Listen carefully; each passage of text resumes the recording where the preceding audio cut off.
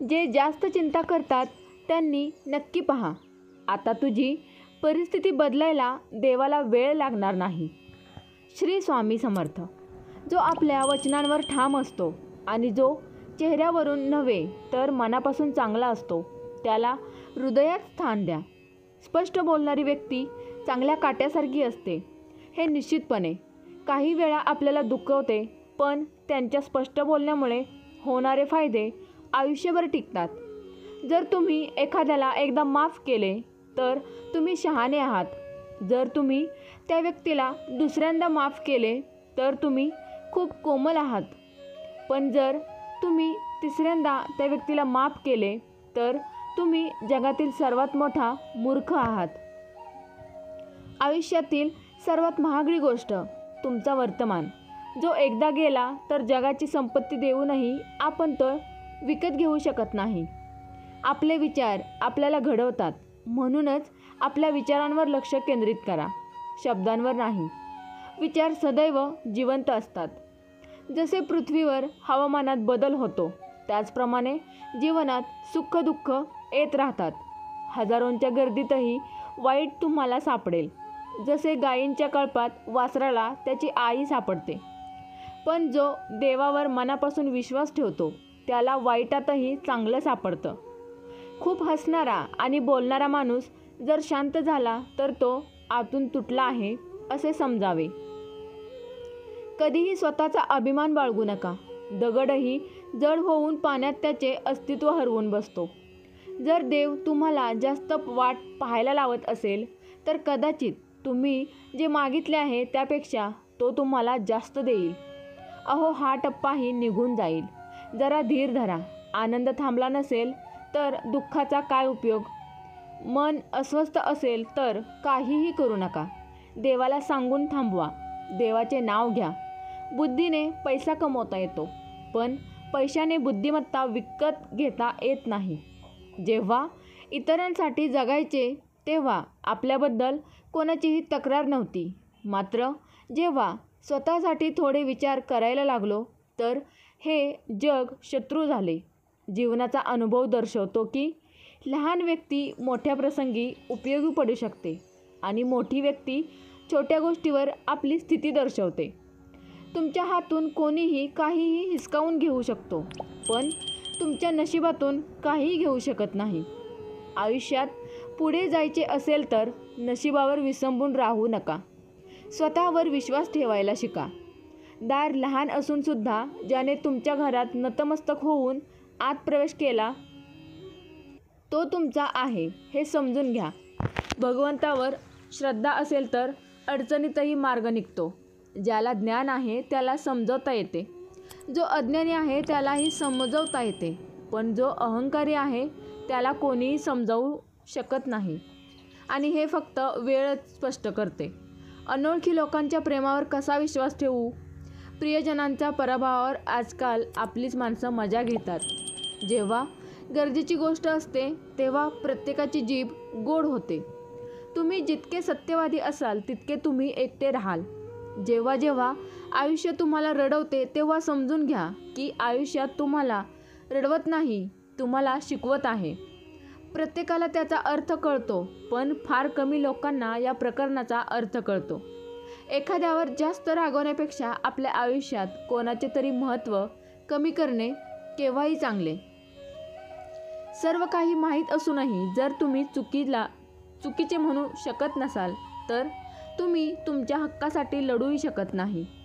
आनंदी राहायला पाहिजे, बाकी तर सर्व चालूच राहील. कुणी स्वतःला दुसऱ्यापासून वेगळे करत राहाल तर कुणी दुसरा त्याला भेटत राहील. कोणतेही नातेसंबंध वाटे करून नव्हे तर दोघांच्या सहभागाने चालते. जी व्यक्ती तुमच्या दुःखात आपले सुख विसरते त्या व्यक्तीपेक्षा तुमच्याजवळ कोणीही असू शकत नाही. जर तुम्ही आयुष्यात हळू चालणे कधीच थांबवले नाही तर माझ्यावर विश्वास ठेवा, तुम्ही सर्वात वेगाने धावत आहात. एखाद्या व्यक्तीला रागाच्या अवस्थेत पाहिल्यावर जितके पटकन ओळखता येते तितके तुम्ही त्याला वर्षानुवर्षे ओळखू शकत नाही. जेव्हा लोक मार्ग वेगळे करण्याचा निर्णय घेतात तेव्हा ते सर्वप्रथम एकमेकांशी बोलणे टाळतात. चुका प्रत्येक माणसाकडून होत असतात, पण चूक दुरुस्त करणारी व्यक्ती तीच असते ज्याचे मन स्वच्छ असते आणि त्याला नाती गमवायची नसतात. राग वाईट असतो, पण तो कुठे गरजेचा असतो तेही दाखवले पाहिजे. अन्यथा चूक करणाऱ्याला आपण चुकीचे करत आहोत हे समजणार नाही आणि तो नेहमीच तुमच्याशी असेच वागेल. अनुभव सांगतो की एखाद्यावर पूर्ण विश्वास ठेवण्याचा प्रयत्न करा. तीच व्यक्ती पुढे तुम्हाला कोणावरही आंधळा विश्वास ठेवू नये असा धडा शिकवेल. एक गोष्ट अगदी खरी आहे की आपण नवीन लोकांसोबत कितीही आनंदी असलो तरी जेव्हा ते दुखवतात तेव्हा आपल्याला जुने लोक आठवतात. विश्वास तुटला तर तो परत येत नाही. खरा प्रियकर फक्त तुमच्याबद्दल वाईट बोलू शकतो, तुमचं कधीच वाईट करू शकत नाही, कारण त्याच्या नाराजीत तुमच्याबद्दल काळजी आणि तुमच्याबद्दल खरी आपुलकी असते. जे चुका करतात ते माफीचे पात्र असतात, हुशार माणसे नाहीत.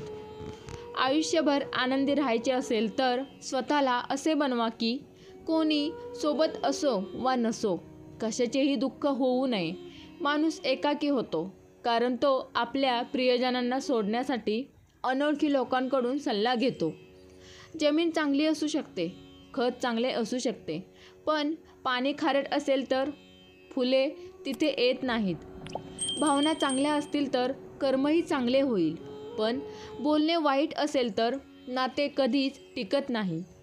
आपली श्रद्धा आणि धर्म विकून कमावलेल्या पैशाचा काही उपयोग नाही. शेवटी ते सोडून द्यावे हे तुमच्यासाठी सर्वोत्तम आहे. रात्र जितकी गडद तितके तारे चमकतात. आपले दुःख जितके खोल तितका देव आपल्या जवळ असतो. तुमची खूप काळजी घेणाऱ्या व्यक्तीकडे कधीही दुर्लक्ष करू नका, नाहीतर एक दिवस तुम्हाला कळेल की दगड गोळा करता करता तुम्ही हिरा गमावला. नाती बनवली जातात आणि आपली गरज संपल्यानंतर बनवलेल्या नात्यांकडेही पाठ फिरवतात. जर तुम्ही तुमच्या मनापासून जीवनात मित्र आणि चित्रे बनवली तर त्यांचे रंग नक्कीच चमकतील. ज्यांना समजू शकत नाही त्यांच्याशी तडजोड करू नका, त्यापेक्षा एकटे राहणे चांगले. निदान मनःशांती तरी असेल की कोणीतरी आहे, नाहीतर कोण समजणार. हल्ली लोक मनापासून मिळालेल्या आदराने खुश होत नाहीत. जे तुमची खुशामत करतात त्यांचा त्यांना अभिमान वाटतो, हेच सत्य आहे. ते तसं दाखवतात. विश्वास ठेवा, पण आई आणि देवाशिवाय कोणावरही ठेवू नका. राग आल्यावर दोष कोणाचाही असला तरी ज्याच्यावर खूप प्रेम आहे तोच बोलू लागतो. आयुष्यात एकटे राहिलो तरी बळजबरीने कोणाशी तरी नाते जोडावे, मात्र ते पूर्ण करण्याचा आग्रह धरू नका. सापाच्या दातात, विंचूच्या नांगीत आणि माणसाच्या मनात किती विष आहे हे कोणीच सांगू शकत नाही. त्यांच्यापासून नेहमी काळजी घ्या. विश्वास ठेवणे चांगले. तुमची कथा एक दिवस नक्कीच कथा बनेल. विनोद आणि पैसा हुशारीने खर्च करावा. जीवन म्हणजे संघर्ष, याला घाबरू नका, लढायला शिका. एकदा तुमची झोप उडाली तरी चालते, बरं होईल, पण तुमची स्वप्न कधीही मोडू देऊ नका. तुम्ही किती मोठे झालात तरी चालेल, जर तुमच्यात माणुसकी नसेल तर सर्व काही व्यर्थ आहे. तुम्हाला जे काही करायचे आहे ते स्वतः करण्यासाठी वेळेवर विसंबून राहूनही फसवणूक होऊ शकते. हे जीवनाचे तत्त्व बनवा. जो तुमचा आदर करत नाही त्याच्या जवळ कधीही जाऊ नका, कारण जीवनात जे घडेल ते एकतर चांगले किंवा मोठे असेल. जे होईल ते आपल्या कृतीचे परिणाम असेल. जसा दिवा तेलाशिवाय जळत नाही, त्याचप्रमाणे भगवंताच्या कृपेने मनुष्य जीवनात यशस्वी होऊ शकत नाही. जीवनात कोणतेही काम करण्यापूर्वी एकदा भगवंतांचे नामस्मरण करणे आवश्यक आहे की मी जे करणार आहे ते देवाला मान्य होईल की नाही. असे केल्याने तुम्ही आयुष्यात कोणतेही चुकीचे काम करणार नाही. जर तुम्ही एखाद्याचे चांगले करू शकत नसाल तर वाईटही करू नका. जर तुम्ही आदर करू शकत नसाल तर विनाकारण अपमानही करू नका. तुम्ही जितकी काळजी घ्याल तितके तुम्ही संकटात पडाल आणि ज्या दिवशी तुम्ही लोकांची काळजी घेणे बंद कराल, लोक तुम्हाला त्रास देतील. तुम्ही काय आणले आहे आणि सोबत काय घेणार आहे हे आयुष्य म्हणजे 2 दिवसांची जत्रा आहे. एक दिवस सगळे इथून निघून जातील. शहाण्या माणसाला सुडाची भावना कधीच नसते, कारण त्याला माहीत असते योग्य कृती आणि योग्य वेळ आल्यावर देव सर्वांचा हिशोब घेतो. स्वतःच्या विचारांची आणि संगतीची विशेष काळजी घ्या, कारण यश नेहमी चांगल्या विचारांनीच मिळते. ते चांगले विचार चांगल्या माणसांच्या संपर्कातून येतात. एकतर गप्प राहा किंवा मौनापेक्षा मौल्यवान असे शब्द बोला. स्वतःसाठी सत्य, इतरांवर प्रेम, सर्वाप्रती करुणा हे जीवनाचे व्याकरण आहे. फूल कितीही सुंदर असले तरी त्याची स्तुती त्याच्या सुगंधाने होते. माणूस कितीही मोठा असला तरी त्याच्या गुणांमुळे त्याचा आदर होतो.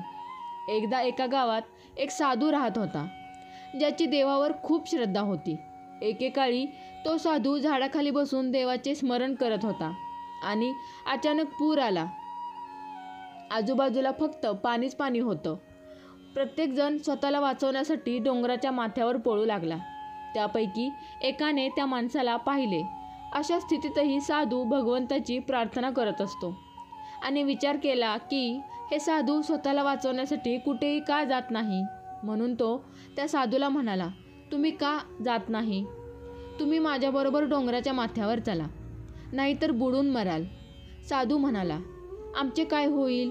देवाची मी एवढी भक्ती करतो की मला तो काहीही होऊ देणार नाही.